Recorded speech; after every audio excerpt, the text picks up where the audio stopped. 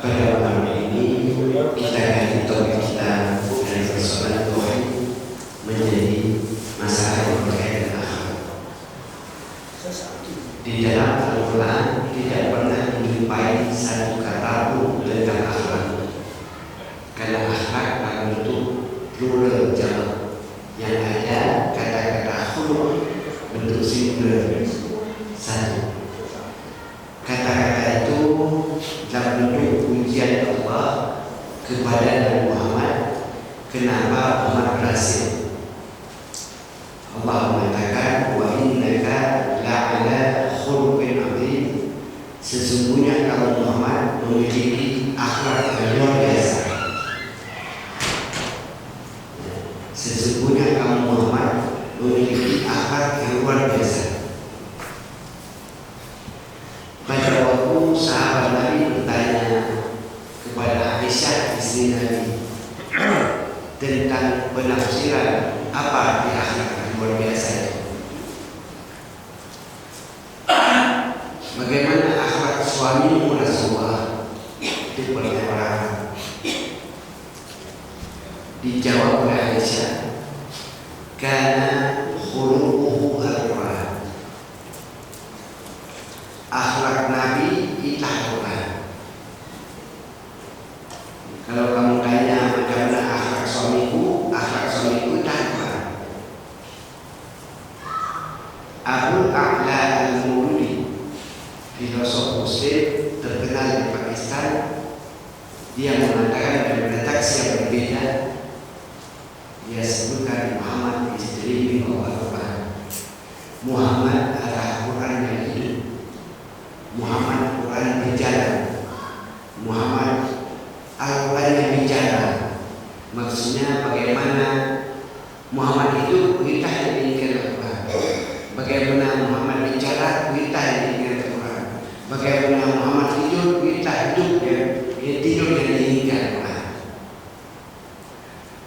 Kata-kata khuluq dan akhlak memiliki akar kata yang sama dengan Khaliq.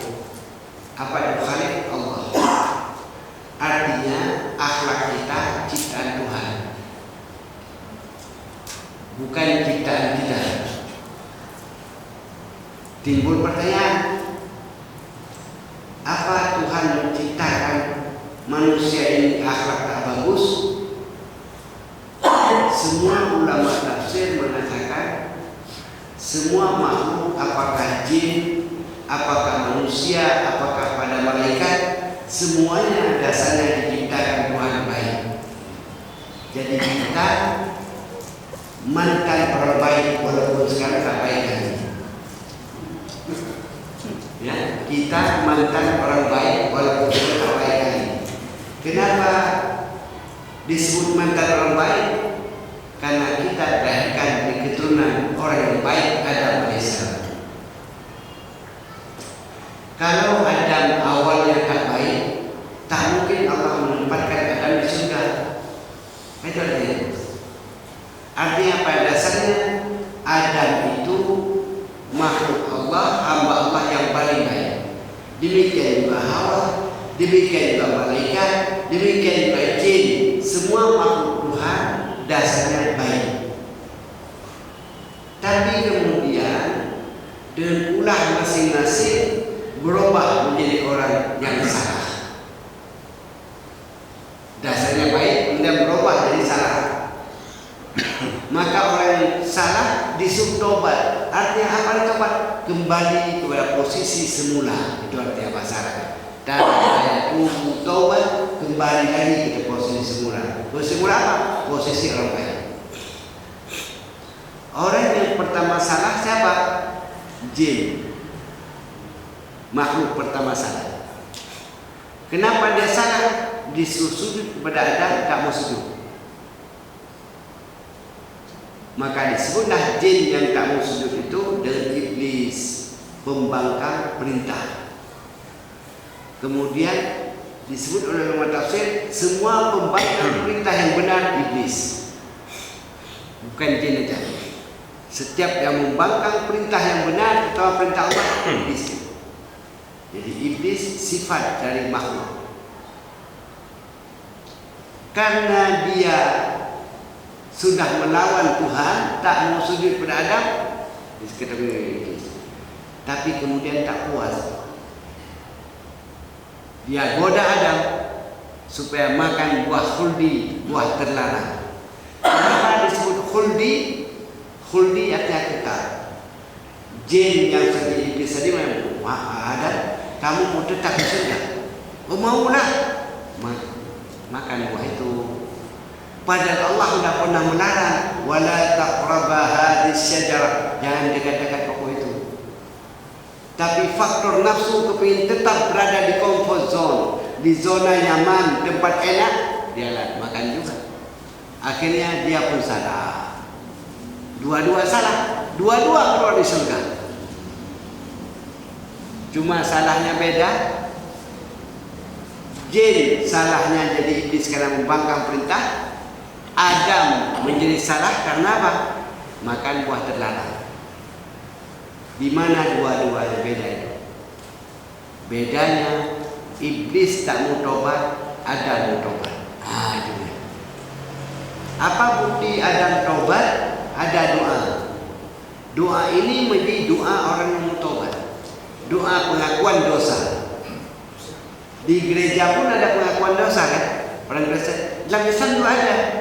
Doa itu Rabbana zalamna anfusana wa illam taghfir lana wa tarhamna lanakunanna minal khasirin. Ya Allah, kami telah menzalimi diri kami. Kalau kamu tidak ampuni kami, sudah kami tobat, sungguh kami menjadi orang yang merugi. Itu diabadikan di Quran. Itulah doa Adam untuk tobat.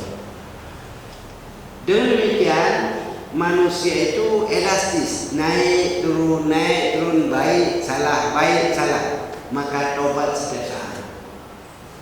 Tobat setiap saat. Sama seperti orang tobat tidak memakan sambal lagi karena pedas. Besok nampak sebat beli lagi. Itulah dia manusia. Jadi memang akhlak ini pada dasarnya ciptaan Tuhan. Ciptaan Tuhan bisa berubah. Bisa Tuhan yang merubah sendiri, bisa usaha manusia karena diizinkan oleh Tuhan. Dalam bahasa lain,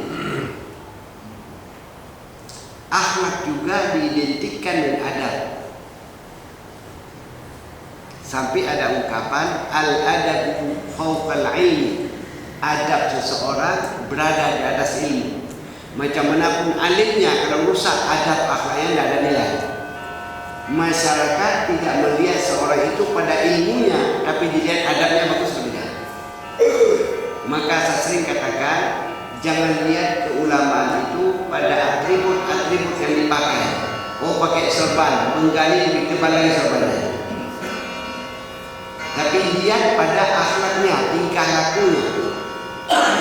Saya tidak sependapat menyamakan akhlak dan adab dengan karakter. Sekarang ada karakter building. Kenapa? Karakter tidak pernah mengatur akhlak dengan Tuhan. Yang ada diatur manusia dan manusia dan manusia dan alam. Sedangkan akhlak diatur manusia dan Tuhan, manusia dan sama manusia dan manusia dan alam. Maka saya katakan, bila orang sudah bagus akhlak, pasti bagus karakternya. Kalau bagus karakter, belum tentu bagus akhlak. Belum tentu, karena dia boleh jadi manusia baik, binatang bagus, dan Tuhan tak bagus. Pernah ditanya kepada Muhammad, kamu dilahirkan di tengah-tengah orang biadab, sekitarmu biadab semuanya. Bagaimana kamu bisa menjadi orang beradab?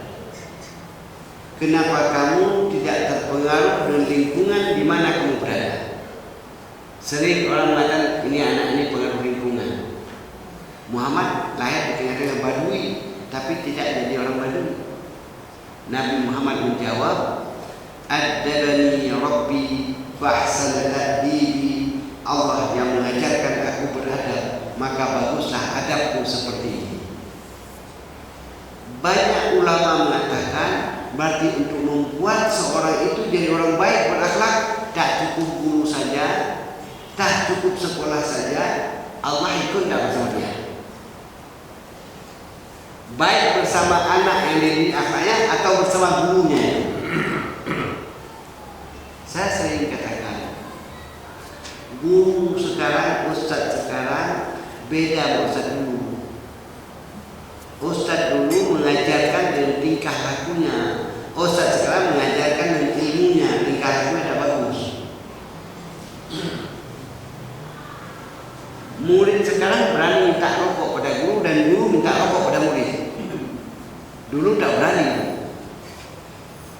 Dulu kalau bisa mengelak ada guru kita lari juga tak berani. Kenapa? Karena kewibawaan daripada orang dulu. Jadi beda diajari dengan ilmu atau diajari dengan sikap. Karena jarang ustaz sekarang mengajari koas seperti di Fakultas Kedokteran ada koas untuk calon dokter. Kan tak ada koas untuk sana. Apa pernah Pak melihat di madrasah anak dibawa oleh guru besar bagaimana berdiri, bagaimana rukuk, macam mana sujud? Tak pernah. Jarang ada sekolah agama jam 9 keluar lokal sama-sama salat Tuhan. Kan jarang. Apalagi salat tahajud, yang banyak salat tahajud. Nah, ini dia pendidikannya. Maka isi taklim beda dengan tarbiyah. Kalau tarbiyah langsung diberikan contoh. Kalau taklim adalah pengajaran teori kita. Ini taklim. Jadi Allah harus ikutkan dalam membentuk akhlak anaknya. Mulai dalam rahim ibunya sudah diikutkan Tuhan. Maka banyak ulama-ulama sufi mengatakan agar lebih tenang ibu yang hamil, lebih tenang anak dalam kandungan, perbanyak ibu hamil membaca Quran dan mendengar bacaan Quran. Orang Barat mengatakan ibu hamil suka mendengar lagu klasik biar tenang. Mana lebih klasik, lagu klasik dengan Quran? Banyak dokter obstetrik ginekologi, ibu-ibu yang suka-suka dengan lagu klasik. Itu memang teori dalam psikologi. Sekarang mana lebih klasik dari Quran? Maka di salawat ke anak dalam ayunan kami bersalawat. Tidak ada lagu dangdut, sekarang lagu dangdut anak diayunkan. Dan ibu yang sangat berperan membentuk anak itu bukan bapaknya, tapi ibu. Orang pertama memberi peradaban bagi anak adalah ibu, karena semenjak anak lahir. Maka saya sering katakan, yang harus tinggi sekolah itu bukan laki-laki. Laki-laki tidak usah sekolah kali, asal banyak duitnya masuk buka jelek masih suka. Kalau ibunya ngomong macam mana anaknya pasti support loh. Kenapa dia yang membentuk dia? Dia yang membentuk anak itu mulai dalam rahimnya, dari makan dimakan, sikap tingkah lakunya. Yang membangun peradaban pertama di Mekah siapa? Hawa, bukan Ibrahim. Karena dialah yang melahirkan Ismail di situ, itu kan? Kan dia yang melahirkan Ismail di Mekah. Siapa? Hajar. Hajar. Apa arti hajar? Bapak tahu arti hajar? Kalau bahasa Arab, hajar batu. Maka ada hajar aswad, batu hitam. Tapi hajar ini bukan orang Arab.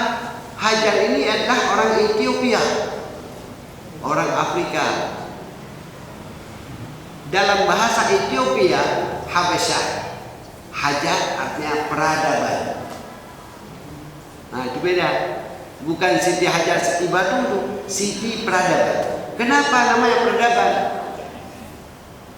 Ayahnya dulu waktu lihat istrinya hamil, dia bernazar, ya Allah, kalau anakku ini lahir dengan selamat, laki-laki atau perempuan, akan kuberi nama Hajar, artinya peradaban, agar dia membawa peradaban ke dunia ini.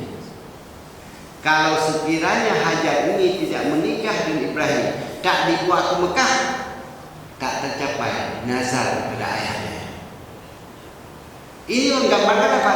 Yang membawa peradaban di manusia tidak selamanya orang kulit putih, kulit hitam bisa. Yang buat peradaban tidak selama laki-laki, perempuan pun bisa. Bahkan di Quran diabadikan satu nama perempuan di kerajaan Sabah yang turun ayat baldatun thayyibatun wa rabbun ghafur, itulah Ratu Bilqis. Dulu kan kita anggap kecil aja perempuan, padahal di Quran pernah diabadikan satu orang yang pernah berhasil membangun peradaban besar, kerajaan Sabah bangkit.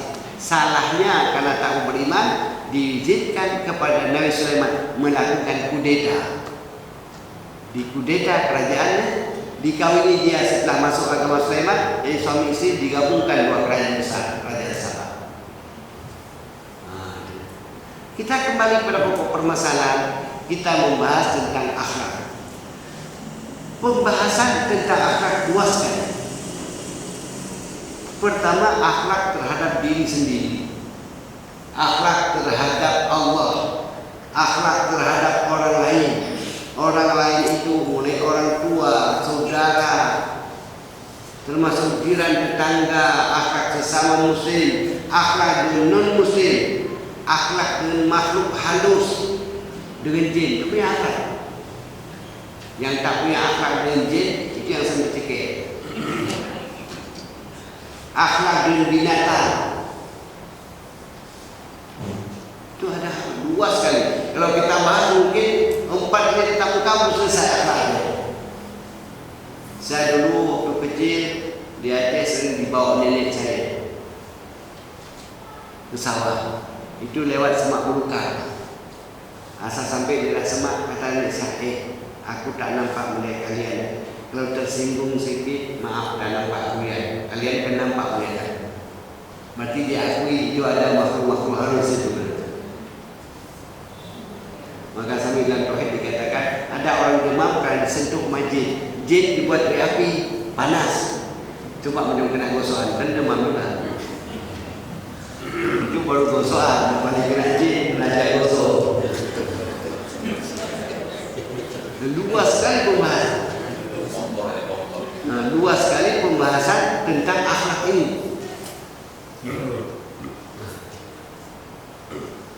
Saya dulu tak percaya ada makhluk halus, tapi setelah kejadian pada diri saya percaya. Baru-baru tahun 99, tahun 2000, baru siap pesantren saya di belakang asrama Haji Amanat. Semua anak santri perempuan kemasukan. Saya suruh baca Yasin. Jin itu punya masuk baca Yasin juga. Wah, ini bahaya. Jin pun baca Yasin, baca ayat Quran. Yang itu masalah saya. Wah, kacau ni. Ini anak perempuan semua. Akhirnya dia bilang kawan, Ustaz percaya namanya dukun-dukun tu. Percaya tak percaya kau buat dari mereka tahan lagi. Dibuatlah saya ke Kenas. Ada Ustaz yang membuat orang sakit. Saya tak kenal dia. Mulai dari jauh dia ada kelas. Assalamualaikum Ustaz. Kalau dukun rumah, kenal dia. Kenapa? Saya ceritakan. Anak-anak murid di santri perempuan kemasukan Ustaz. Pesan minta bantuan keluar ini. Saya ada orang yang anak gadis. Okey, besok kita ketemu. Ustaz tunggu saya ketemu di sana. Dia tunggu maghrib. Datang lepas maghrib, siap salat kami. Udah malam dah 7:30 menjelang Isya. Ayo. Kemana? Kemana tempat yang sering anak-anak berganggu? You lantai 3. Ayo kita lantai ke-4. Rata. Ustaz mau bercakap sama aku itu. Boleh, tapi jangan 3 kali. Cekik perasaan. Jadi Ustaz jangan jauh pun. Dipanggil dapat wajah datang makhluk itu. Pakai baju merah tinggi, rambutnya terurai. Pasti kalau datang kemari ibu bubar. Jadi dia bilang, kenapa kamu ganggu anak-anak Ustaz? Orang ngaji, kamu ganggu segala macam. Bercakaplah setan ini. Yang kamu nampakkan di Indonesia ada kira sekitar 15 menit. Ini anak Ustaz kurang ajar semuanya. Dibuangnya sotek semua di atas kepala anak. Rupanya anak perempuan kita sedang main, di belakang itu sampah semua belakang asrama haji dibuang kena kepalanya, marah dia. Saya kira apa ya, jadi ibu ayah kalau pernah sampai orang marah.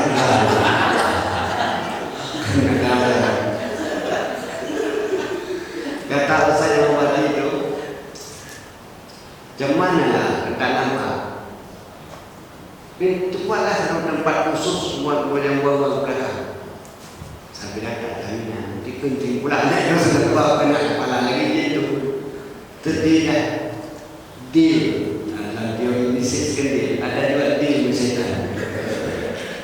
Perjanjian jin itu dipindahkan, tapi dibayar kemudian. Kemana dipindahkan? Ke belakang asrama haji. Jadi kalau nanti bapak dia lihat belakang asrama haji, itulah jin dari pesantren. Diminta selesai buat kambing, apapun jadi yang meningkatkan kerja tentang lainnya. Pasti saya pikir memang akal baru mampu menyelesaikan sebagian kecil persoalan, tapi akal tidak mampu segalanya. Cuma kita tak tahu bagaimana itu. Berarti ada akhlak juga dengan makhluk-makhluk itu, jangan diganggu dia. Kalau kita ganggu, dia pun bisa mengganggu. Sedangkan jin yang apalagi orang. Ini kalau diganggu orang lain, dia pun akan balas juga. Maka Rasul banyak umat Islam yang tidak berakhlak dengan Tuhannya. Ya, kenapa kan? Dia mati Tuhan orang lain yang membalas. Dan sama saling memaki Tuhan kita. Itu ucapan Nabi. Jangan kamu maki-maki Tuhan orang lain, nanti orang lain membalas memaki Tuhanmu. Lahirlah kesan seperti toleransi antar umat yang beragama. Jangan saling menjelekkan, saling menyalahkan. Kan gitu. Sekarang kita mulai akhlak yang pertama dulu. Ini akhlak dengan Allah. Apa akhlak kita dengan Allah? Suatu sore Rasulullah SAW pergi di beberapa orang sahabat besar.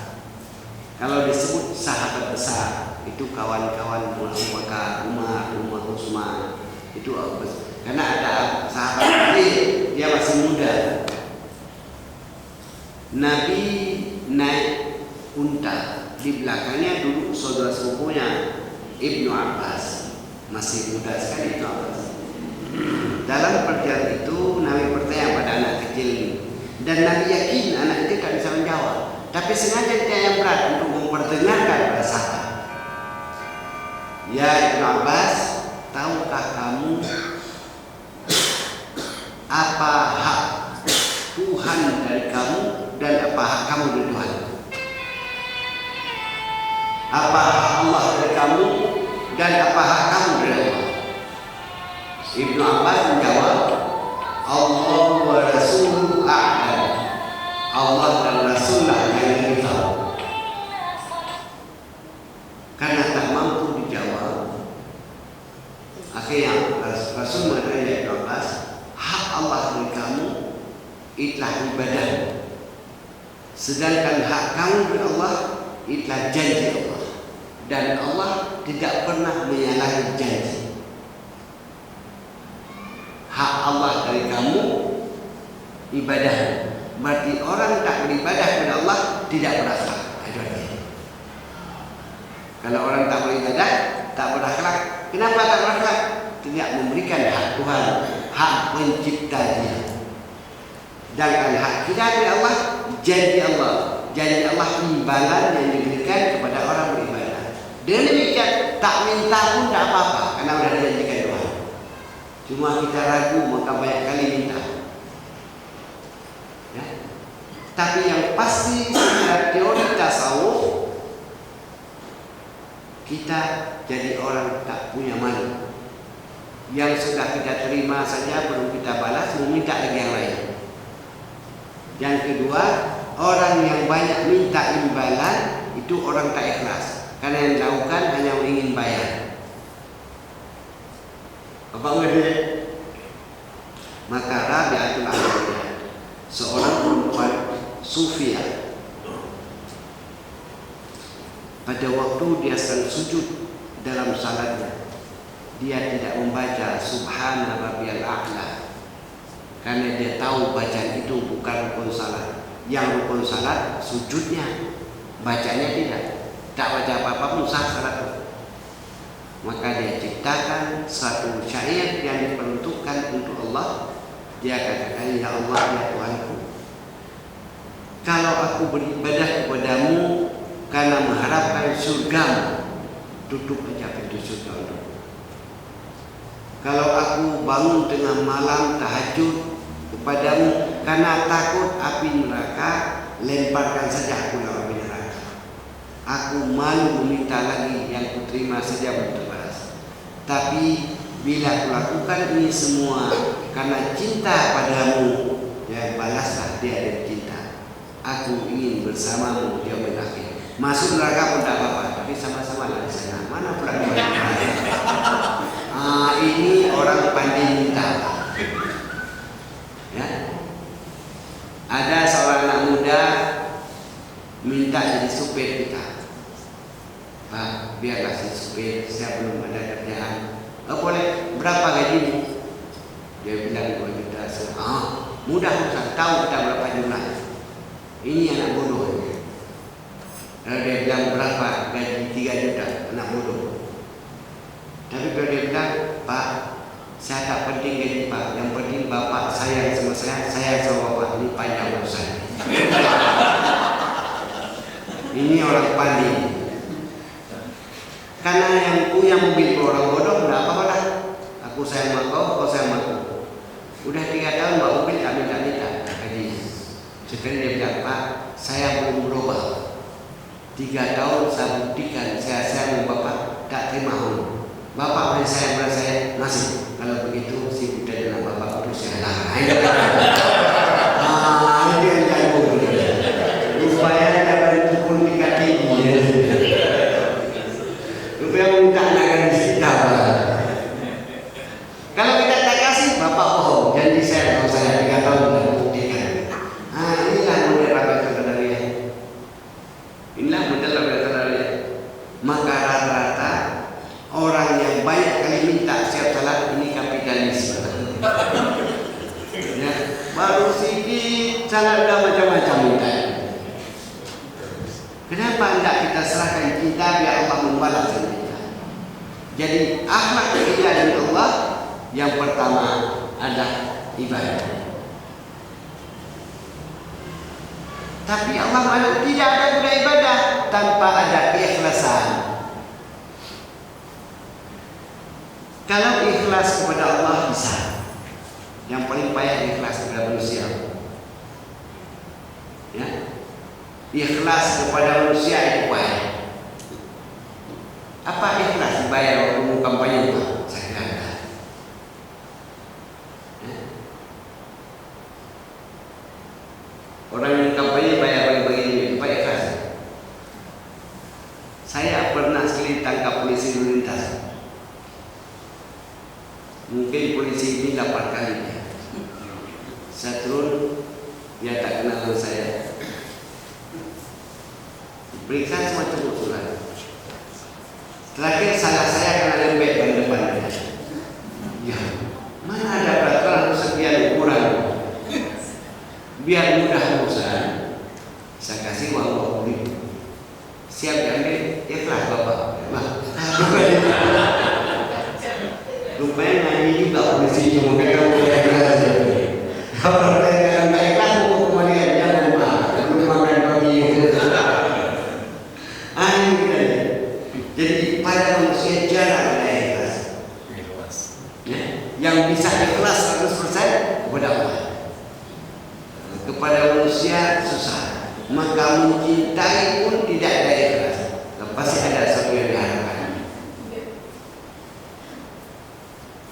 Mana ada orang kawin perempuan jelek? Ikhlas mana?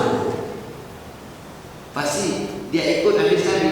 Kawinlah karena kecantikan, karena keturunannya, karena hartanya, karena status sosialnya. Utamakan agamanya. Tidak ada motivasi. Tapi dengan Allah, maka disebut dalam hadis an-nasu kulluhum halka. Manusia semua celaka. illal alimun, kecuali yang berilmu. Wal alimuna hamka, berilmu juga akan celaka. Illal amilun, kecuali yang beramal dari ilmunya. Yang beramal juga akan celaka. Illal mukhlisun, kecuali ikhlas kepada Allah. Itu dia. Ujungnya ke situ. Itu pekerjaan yang paling berat. Maka dalam ibadah itu bisa ikhlas, tapi dalam hubungan manusia berat sekali. Kecuali sudah lebih, itu belum bisa. Sudah lebih, kalau lebih, yang sedih kita bukan sedih tak dikasih, sedih kita waktu kita terima, kita kasih dia tolak. Itu orang-orang baik kawan saya, tahun-tahun 75 di masih saya di KL. Itu dia bilang, semalam dulu sedih kali kan, waktu belum dapat minyak di Kuwait, kalau kami minta tak dikasih, sedih kan. Tapi sekarang itu sedih kan, kita mengasihi orang menolak karena dia badan saya tak pernah menerima, sudah cukup dijamin negara. Itu pada tahun ribuan Kuwait sedang di atas, tidak ada yang pernah menerima zakat. Berhak, nama dijam dari dalam kawin pun dikasih uang. Tapi kira-kira pada Indonesia kapan begitu? Mungkin kiamat Tuhan menangis, kita tahu. Itu kita. Jadi kunci pada akhlak pada manusia. Maka banyak orang baik, manusia baik yang menyatakan tapi tak bagus ibadah, tak perasaan. Boleh jadi karakternya bagus. Maka saya tidak suka kalau ada buku pelajaran karakter. Kenapa tidak buat buku pelajaran akhlak? Karena memang sekarang pemerintah kita dah tak penting urusan pribadi. Sampai KTP pun tak perlu agama kan? Benda agama PKI semua kan? Tak perlu tulis agama kan? Ya, dia anggap sama. Itu yang boleh dapat. Pada malam ini sebagai pengantar buku, bagi bapak yang bertanya, saya persilakan. Tapi saya yakin dalam maknanya ini berdaya juga akan pakai bodoh. Dalam maknanya ini persilakan.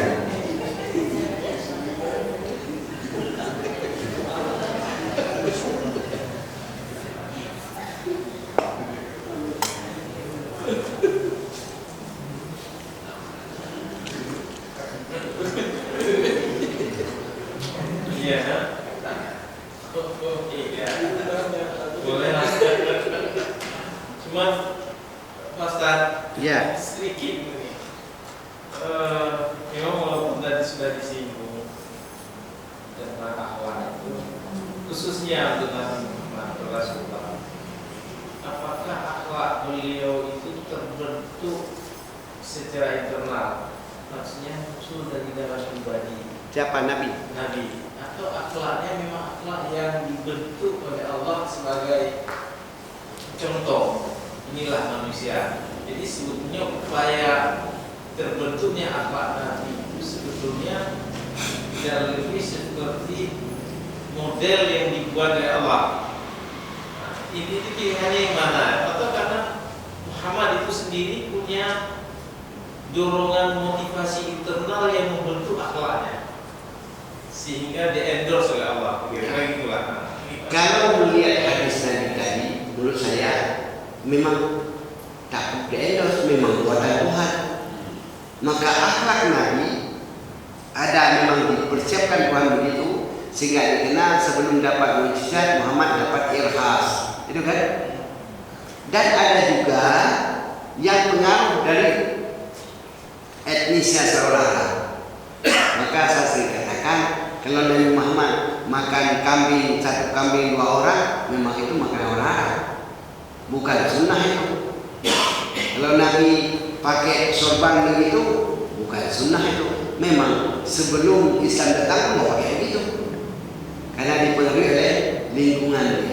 Maka mana sunnah Rasulullah? Jangan disamakan semua, karena ada yang orang Arab dah lama berbuat seperti itu sebelum umat lain. Itu bukan sunnah yang wajib diikuti. Jadi memang dah dibentuk begitu, tapi kemudian terpengaruh. Misalnya kita melihat peradaban Romawi dan Persia yang kedua lahir sebelum Islam, ya kan? Peradaban yang oleh Yahudi juga ada diikuti oleh Nabi. Maka dikarenalah dalam hal-hal penafsiran Quran yang berkaitan dengan sejarah dibenarkan menurut tafsiran ahli kitab karena bersama kaitan dengan sejarah. Jadi memang sudah dibuat Tuhan itu dipersiapkan model. Ini ada nyambung. Akhlak ini kan ada yang sifatnya tadi yang mungkin ada garis ke atas, tapi ada istilahnya lokalisme. Contoh gini, kalau orang Cina itu makan sambil berudah itu bukan melanggar akhlak, memang biasanya begitu. Atau kalau misalkan makan berdiri, gitu. Nah, mana nilai-nilai yang memang ini budaya Arab dan kita menurut saya kita tidak mengikut, atau memang nilai-nilai akhir Allah membedakannya itu harus. Saya kadang-kadang sekarang ada orang seperti misalkan meniru Rasulullah secara letter, secara apa adanya, padahal mungkin jangan-jangan di situ sifatnya hanya budaya Arab ya, bukan Islamnya. Ya, memang akhlak buang air kecil itu dulu, tapi bagi orang yang prostat, wajib diri berada Tuhan. Ya kan? Jadi akhlak ini bisa dalam darurat boleh berubah. Dalam darurat bisa berubah. Sampai lahir dia dihukum ad-daruratu tubihul mahdurat. Dalam darurat benarkan apa yang perbuatan terlarang karena kenyamanan jiwa dan kesehatan di atas segala-galanya. Seperti contoh satu lagi Ustaz. Misalkan kita makan, kalau misalkan dulu orang tua kita kan makan satu makan bareng-bareng gitu kan. Ya, tapi kalau kita makan bersama orang penyakit menular, itu maksud saya, ya kan? Tapi ada sisi itu budaya Arab yang pakai dalam besar dan dibuatnya makan ya. Itu bukan Islam.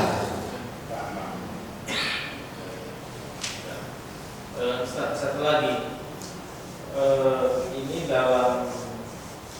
barangkali terkait, tidak terlalu terkait, tapi ini berkaitan dengan kajian kita sebelumnya, pengajian kita sebelumnya. Dalam surah Al-Imran yang satu terakhir 199 itu menjadi menggoda pikiran saya terus, karena di sini berbunyi, dan sesungguhnya di antara ahli kita ada yang beriman kepada Allah dan kepada apa yang diturunkan kepada padamu kepada Muhammad, dan yang diturunkan kepada mereka, sedang mereka berendah hati kepada Allah dan mereka tidak menukarkan ayat-ayat Allah dengan harga yang sedikit. Mereka memperoleh pahala di sisi Tuhannya. Nah, pertanyaannya siapa mereka ini? Yang penting orang itu ada pada masa Nabi Muhammad atau ya kan? Ya, betul. Dan sampai sekarang pun ada. Cuma kita tidak tahu karena belum lama bergaul dengan dia. Kalau dia sebutkan Tuhan pasti ada. Cuma karena dia sedikit tidak dikenal orang. Dan Allah tidak memerintahkan mereka masuk Islam. Karena dia sudah berada dengan benar. Jadi banyak orang-orang ahli kita tak percaya pada Muhammad hanya semata-mata karena faktor fanatik. Dia bukan Yahudi, dia Arab. Ada. Tapi kebenaran diakui. Itulah kefanatikan orang Israel. Karena tak pernah dalam sejarah orang Arab jadi Rasul, cuma Muhammad satu orang. Orang Yahudi banyak sekali jadi Rasul, orang Israel. Di Madinah banyak seperti itu. Maka lahirlah sama Islam dibenarkan menikah dengan ahlul kitab.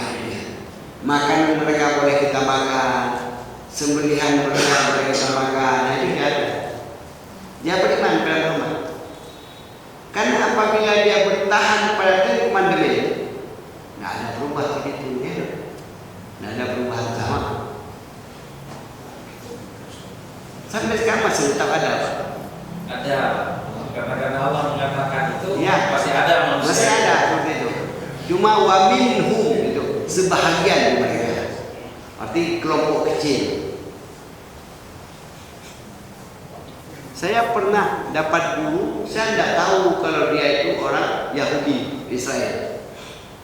Dia mengajar perbandingan agama. Kalau dia mengajar Islam, tolonglah dia Islam. Kalau dia mengajar orang Kristen, tolong Kristen. Bukan, dia jiwanya. Terakhir saya tahu dia Yahudi. Tak sekali. Cuma karena masuk daerah tertentu jadi lahir kefanatikan kayak dia. Ini faktor kefanatikan menutup pada kebenaran. Itu bahaya.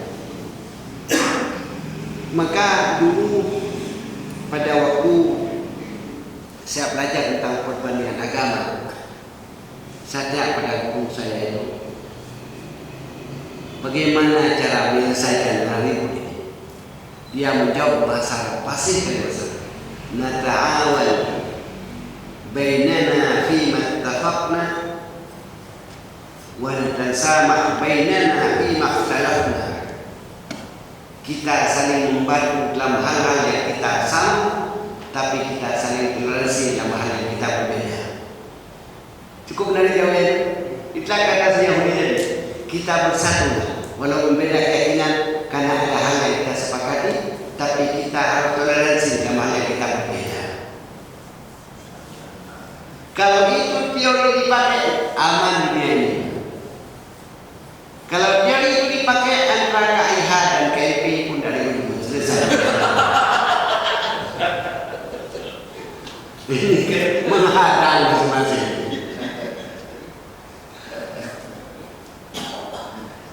Nah, ini mantap Pak. Majid nampak lagi, dalam kereta nampak. Asal datang kamu saya membantu Pak Majid.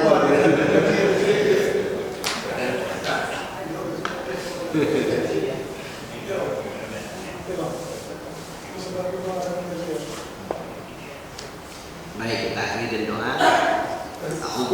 Ya. Saya takut ini banyak pertanyaan kabarnya. Ini masalah akhlak tadi.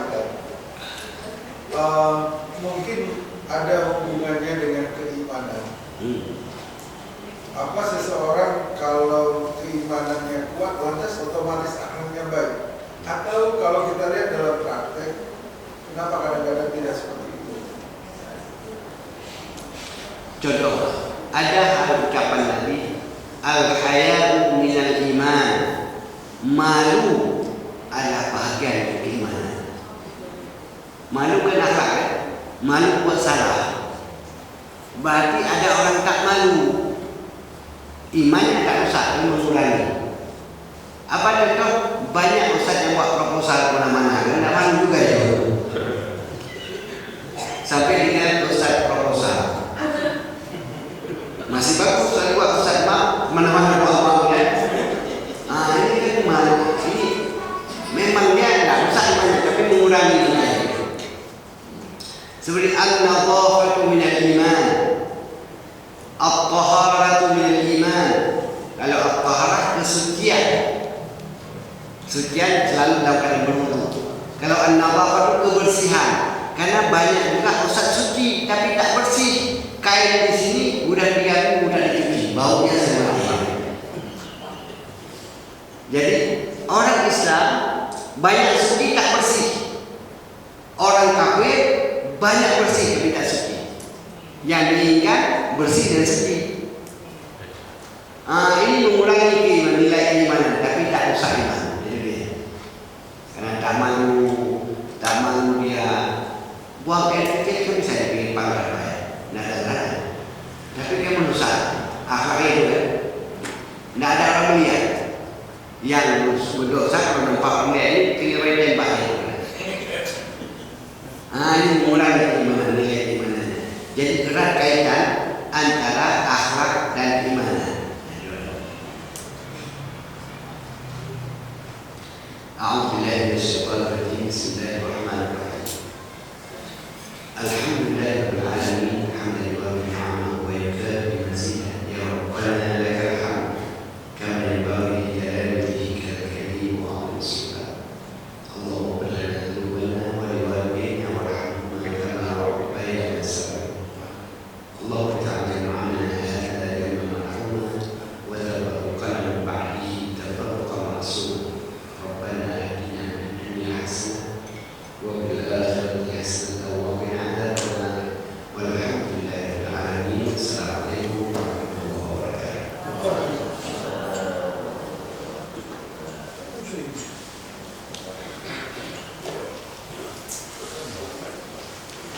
Dia tidak berhasil.